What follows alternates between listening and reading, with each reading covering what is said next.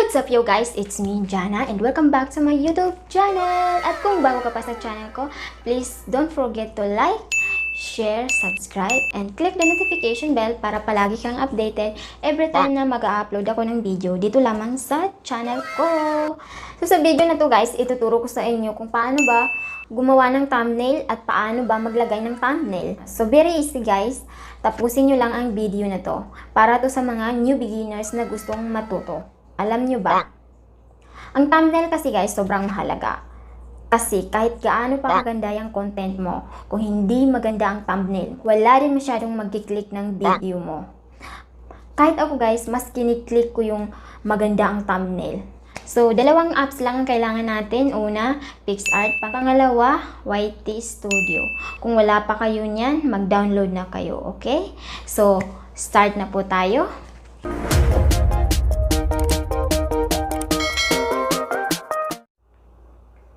So yun guys, punta tayo sa PixArt. Click natin yan. So pagkatapos, click lang po natin dito sa plus, sa baba. Okay? Pagkatapos po, scroll down lang po tayo. Scroll down. Punta tayo sa color backgrounds. So click natin. Pili lang kayo dito kung anong gusto nyong backgrounds. Meron po, yan po, marami po. So, ako, gusto ko ng puti. Mas maganda ang puti. Okay, click natin yan.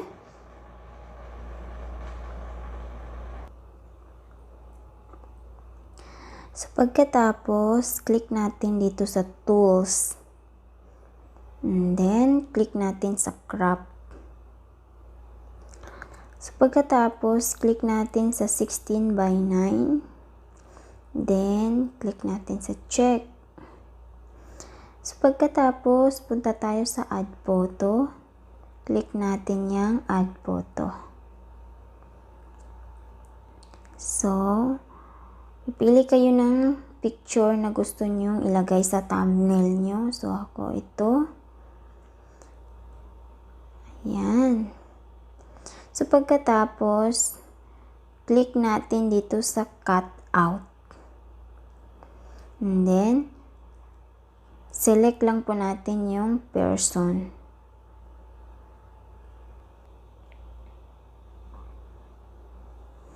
So, pagkatapos, pwede nyo po siyang tingnan. Click nyo dito. Tapos, pwede nyo din siyang i-brush kung may linisin nyo ng mabuti. Ganyan siya.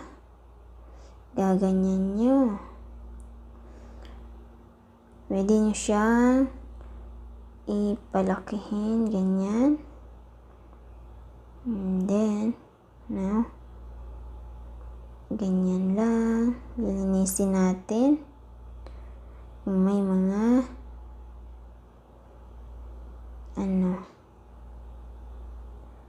ganyan. So, click natin sa save. Ganyan. So, lagyan natin ng border. Click natin ang border. So, pipili kayo ng anong gusto nyong color. Pwede pula, pwede pink, pwede purple. So, ito ang gusto ko.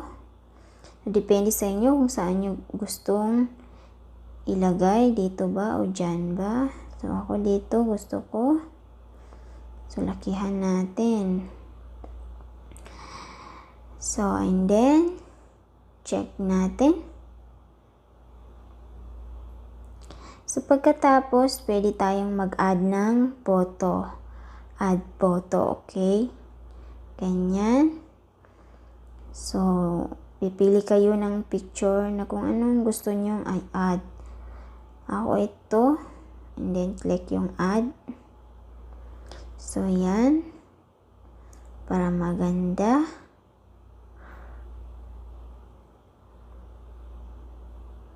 Ganyan po. And then, Then, ganyan. Pagkatapos, check natin. Pagkatapos, punta tayo sa text. Click natin yung text. Ilalagay natin kung ano ang title ng thumbnail mo. So, ang title ng thumbnail ko ay Paano gumawa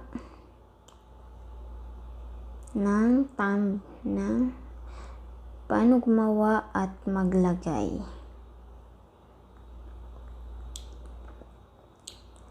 ng, okay?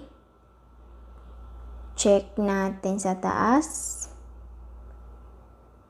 So, ganyan. And then, click natin dito sa stroke. And then, ganyan. I-adjust nyo lang dito sa amount. Ganyan. Pwede nyo palakihin. Ganyan. So, ganyan po. Pwede nyo po siyang palitan ng color. Pwede pula. Pwede ganyan. Pwede ganyan. So, pwede nyo din siyang palitan ng letra. Dito sa font, click nyo dyan yung font.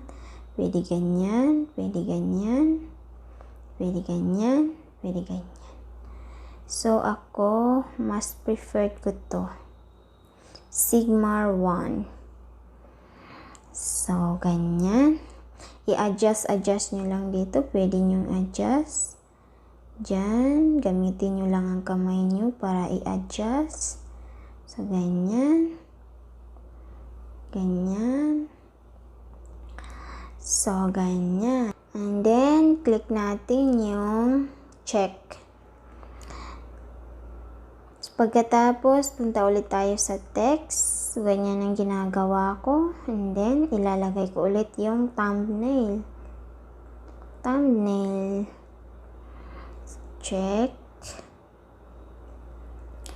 So, ganun pa rin. Click natin yung stroke. So, ganyan.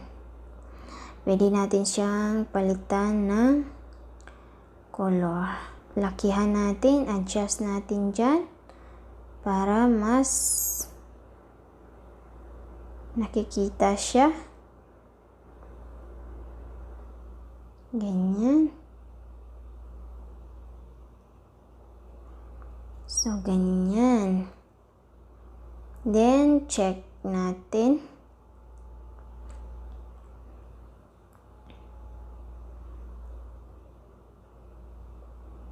And then, pwede kayong maglagay ng sticker. Dito, click natin yan. So, maglalagay kayo ng sticker kung anong gusto nyo sticker. Saan ba ang sticker? So, may bayad ang mga sticker eh.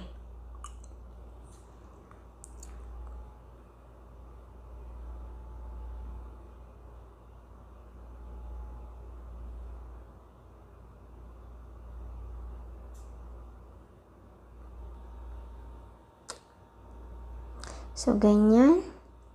Pwede nating lagyan ng sticker. Ganyan. So, check lang natin. So, save natin, guys. Save natin. Click lang natin dito sa arrow. Kung hindi nyo siya ma-save, guys, pwede nyo siyang screenshot at i-crop na lang. Ganun lang yun kadali. So, save natin. Save. And then, save to gallery. And then, save ulit. And, done na po. Ganyan na po kadali. Ngayon, ituturo ko naman sa inyo kung paano maglagay ng thumbnail.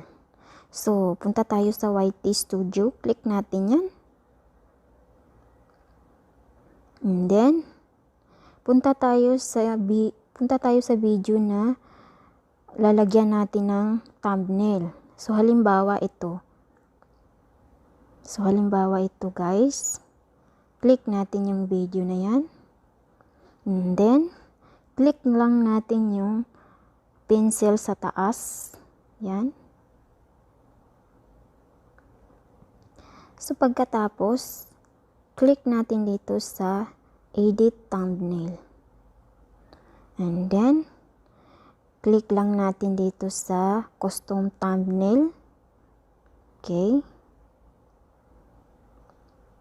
So, click natin dito sa taas, sa tatlong dash. And then, click natin yung image. Then, click natin yung PixArt. So, okay.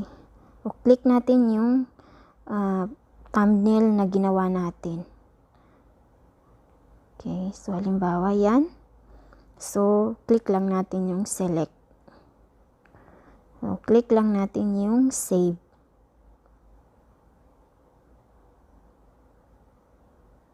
So, yan po. So, ganun po, guys. Ganun lang kadali. Ganun lang maglagay ng thumbnail. Finish na po.